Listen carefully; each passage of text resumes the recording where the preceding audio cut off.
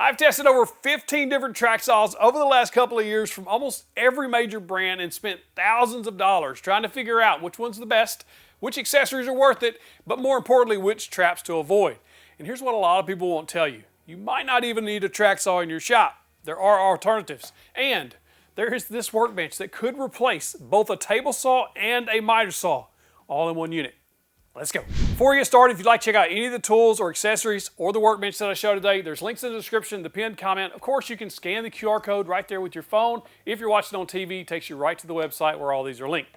Now, let's get to trap number one. Trap number one is you might not even need a track saw. If you already have a circular saw, there are alternatives. While there are some drawbacks to those alternatives, they could get the job done depending on what you need. First and foremost, the Milescraft Track Saw Guide. Most any circular saw will fit in this guide and you can rip plywood. That's what most people are going to use track saws for. Now there's a couple of drawbacks here. First, dust collection is terrible because it's using a circular saw. Circular saws aren't really known for dust collection. So if you're using it outside, you're probably fine. If you're inside your shop, just know it's going to create a giant dusty mess.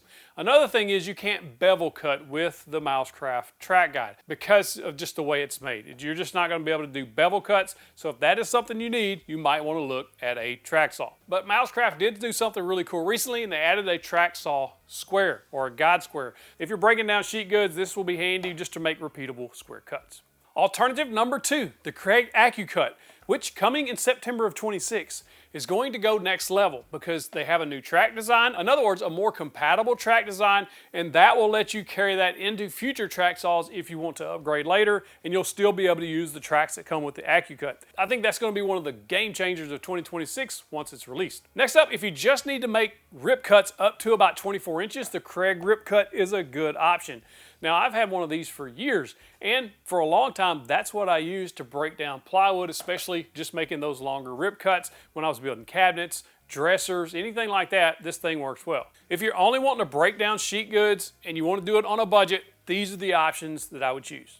Now, if the track saw is actually the right tool for you, let's make sure you don't get burned by buying one, because there's 4 traps when looking at a track saw that you want to avoid. Proprietary tracks. When you're looking to shop for a track saw, the track matters more than you would think. For one, a very well-designed track, the bottom has a really nice grippy texture so it doesn't slip or slide around. The splinter strip here is replaceable, but you don't want it to fall off. I had a Grizzly track that I bought. It just fell off out of the box. You don't want that. You want them to be well made. And there are several here that will work basically among any track saw. We're talking about Makita, Milwaukee, Festool. Those tracks are all compatible for the most part. I can take this Milwaukee track saw and set it on this Makita track and it will work. Or like you see here, this Makita track saw is actually sitting on the Milwaukee track. Same thing with the Festool.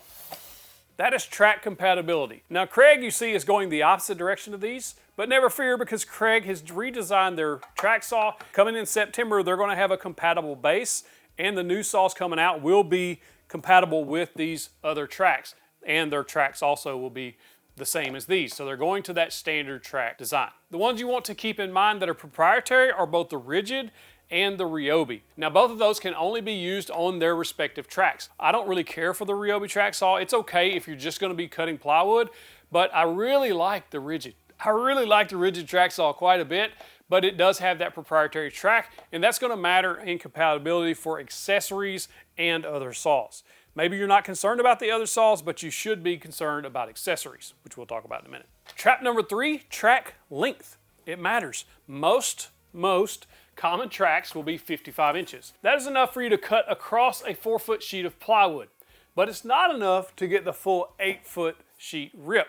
If you want that, you'll either have to join 2 55-inch tracks together, or you can buy those tracks that are over 100 inches, like 108 or so inches long. You can get one long rip. That depends on what you're cutting the most. Most of the time I'm just cutting across a sheet of plywood, but again, I do have connectors so that I can go the full length if I need to. But there are some track saws that come with very short tracks, like the Rigid. They have 2 short pieces you put together. Ryobi has 2 short pieces you get to put together to make that wider cut. I don't care for that, but there are use cases for those. I know Makita sells a 39-inch track. You can use those for cross-cutting like regular lumber if you wanted to.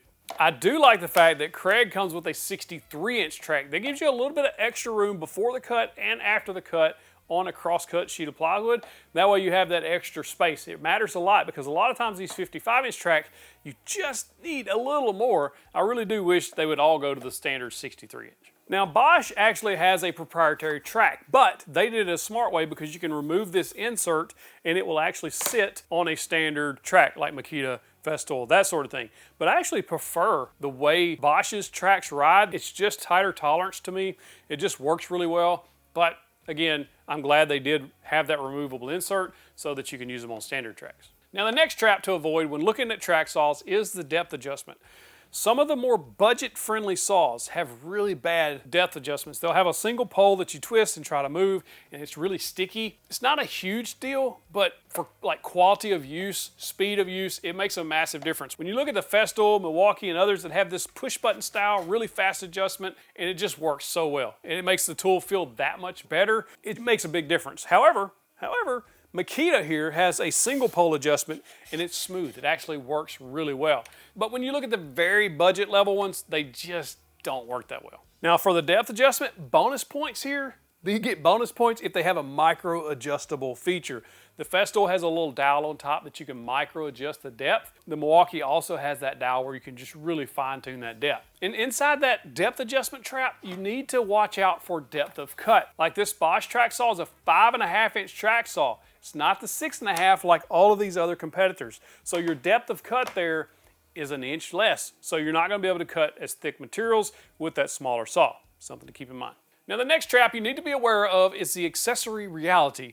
What does that mean? Well, track saws in and of themselves are pricey tools, but they are wildly useful. But when you start thinking about accessories you can add with them to make them even more useful and functional for your shop, you have to kind of remember that trap of, I need to budget a little bit more money for these accessories, and the type you pick up will depend on what you're going to be doing with them. The first accessory I think everybody needs is a track saw guide rail square.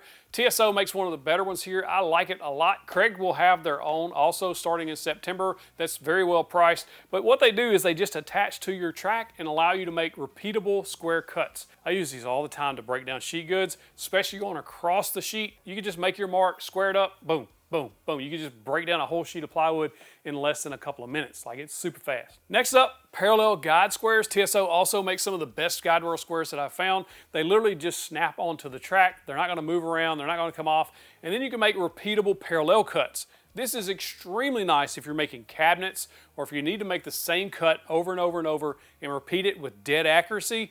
This is the way to go. Another thing a lot of people don't think about is track clamps. Well, a lot of times these tracks do have a grippy bottom, so you can literally just lay it on the piece of plywood and cut. Sometimes you will need to clamp them down depending on what you're cutting, how accurate you want it to be. If you don't want it to move at all, you want to make sure it's dead accurate because your project requires that precision. You're going to want to clamp that track down. Festool makes some really good ratcheting clamps, but also check out the micro jig ratcheting clamps. They work extremely well for these tracks also. I talked about these anti-chip strips that go on the bottom. You can pick up spare ones for your tracks from the manufacturer that makes the tracks I would recommend. So if you're buying Makita tracks, just get the Makita strip. They're like a sticky back on there and they just stick to the track. You'll remove this one, put the other one on. Sometimes these get chipped or messed up, or over time they just wear out and you want to add or replace that. So make sure you have another one of those on hand just in case. And the purpose of these is it creates a zero clearance for your blade. When you put it on there, it's going to be sticking over a little bit, and anytime you get a new track, you'll make the first cut, cutting that strip. That gives you that zero clearance. That helps splintering. That helps you get cleaner cuts with the track saw so you don't have all that fraying and all that stuff. Also track racks, so if you're going to hang your tracks up, most of them do have a hole right there so you can hang them vertically on a nail, screw, whatever on the wall. There's also Mousecraft track racks. I had some on my garage door for a very long time. You just set the tracks in there, locks them in place. I could raise the door, wouldn't fall out. You could put those on a wall, anything like that. A track saw accessory a lot of people don't even think about, stuff like this. These are bench nuts. Now you can get a whole set of these bench nuts, or you can use something like the Rockler bench cookies. I've used both. What you do is you're going to set this under the piece of stock that you're going to cut on your workbench. That lifts it up off of the table. You can support both sides of the cut so that when you do make the final cut, it doesn't like move or collapse on you or anything like that. It keeps everything nice and stable. I use these almost every time I cut something with a track saw. Now, why does a track saw earn its place in the shop to begin with? We've talked about some traps to avoid, but what would you use these for? It's more than you think. First, cutting plywood, as stated, very easy to do. It's a whole lot easier to break down a piece of plywood with a track saw, and very accurate, might I add, versus doing it on a table saw by yourself. If you're trying to wrestle around a big 4-foot by 8-foot sheet of plywood, 3/4 inch by yourself on a table saw, especially if you have a contractor style saw or a job site style saw, this is not easy to do. And you're wanting to get really accurate results, dead straight cuts, track saw is going to be the way to go. Or if you just need to make very long cuts on a piece of plywood or any board and you need it to be straight, track saw is way easier. Squaring up irregular wood, like live edge, you can literally use these to joint the edge of a board. You could put two boards together that are relatively close, put the track saw between the two boards and cut both. You just got two jointed edges.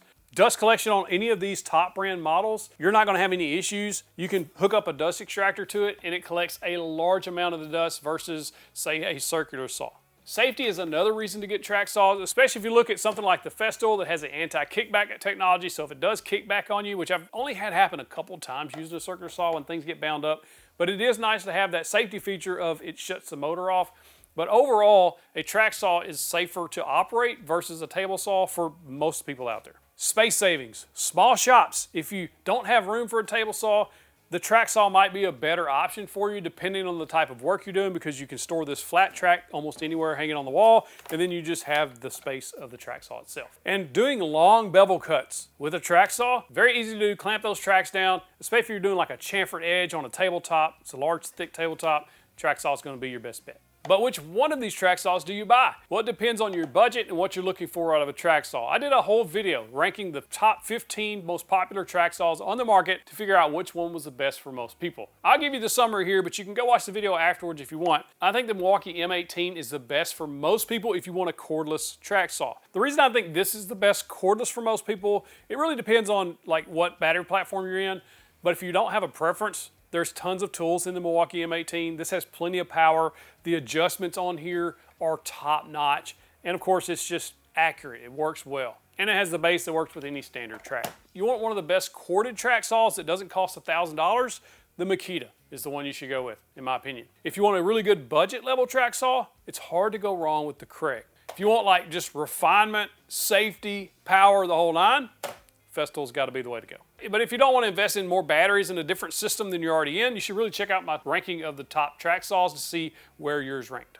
Now, for a lot of people watching this, in a garage or in a small workshop or in a small shed, or just your space is confined, something like this could legit replace a table saw and a miter saw for a lot of people. First up, the Craig Adaptive Cutting System. Now, this is a rolling, folding table, so you're just going to take up minimal space. And it's under $1,000 at the time of this filming. You're getting a track saw. You're getting basically a replacement for a table saw and a miter saw in some situations, depending on what you're building. I know there's going to be people in the comments. No way it replaces. It can, depending on what you're building. And I've seen a lot of people say they use these instead of those tools. They don't have the budget for them. They don't have the room for them. They can get all three tools, track saw, table saw, miter saw, in one setting. Now, the reason this is perfect for a small shop or garage is because it includes everything you need. Now, we're talking about parallel guides so that you can set up repeatable cuts. This is also a zero clearance, so you're going to cut a small groove into the top of that table that the saw is going to run down that track every single time. And the way this works is the track kind of lifts up, you slide your material under it, put it back down, and you'll be able to set up exact cuts every time. The dog holes are all exactly square with each other, so you can set up stops and do all kinds of stuff with this little table. If you add the miter gauge, you also can do miter cuts, replacing the miter saw. You can cross cut those thinner pieces, or you can break down full sheets of plywood with it. And both of these tables, because you have a zero clearance on the bottom and the top, you get some beautifully clean cuts with them. Now, this, don't run off. Don't be scared. This is a Festool MFT table. It's quite a bit more refined and has a few more features versus the Craig. They both work really well depending on your budget and what you want to do with them. This also has dog holes that are all laid out perfectly, so you can set up square stops, all kinds of stuff. You could also attach the track to it, so you're going to be able to do cross cuts with it. Now, this one that I bought had a miter gauge and a fence with it, so you can set up repeatable cuts with the fence and the stop block. You can use that miter gauge to make miter cuts on a variety of materials. And of course, just like the other one, you can set up sheet goods. Now, the way this track works, it folds straight up. So you fold it up, put your material in, then fold it back down. When you fold it down, it sets on a peg on the other side, so it lines up perfectly every time. Now, in my opinion, this one is, again, more refined. The miter gauge is a lot beefier because it's all metal. It just feels very premium. And then, of course, you get the fence and the stop block with this as well. It's just a really nice system. It does not come with a saw, so you would have to buy that separately. But the good thing is, because it does use a Festool track, if you already have tracks, you can use your track with the Festool MFT if it's a standard track like the Makita, Milwaukee, that sort of thing. So if you already have a track saw and a track, you can just buy the table, works well. Kind of one of the only drawbacks to this is it's a little bit shaky when you get it fully set up, but they do sell you extra stabilizers, which I really think they should just include if it's gonna be a little shimmy. That should be in the box, but you can buy those separately. It's not a deal breaker that you can just push and shove on it and make it shake, because in normal uses when you're cutting, you don't really notice that, but I do wish they did include those. Now there is no denying that these tools can cost a lot of money. But did you know that you could save some money on some of these tools as well? I've got a daily tool deal email I send out every single morning called The Morning Cut. We want to help you save the most money possible on those tools that you're looking for, so we send them out daily. So if you'd like to sign up, it's absolutely free. First link in the description, as well as that pinned comment. Go join us. We'll send you some deals. Except on Festool, they rarely go on sale. Rarely. Like once in a blue moon. And I haven't seen a blue moon ever. If you like this video, you got to check out that one right there where I rank the top 15 most popular track saws from worst to first. Click in the box, get you the big old virtual fist bump.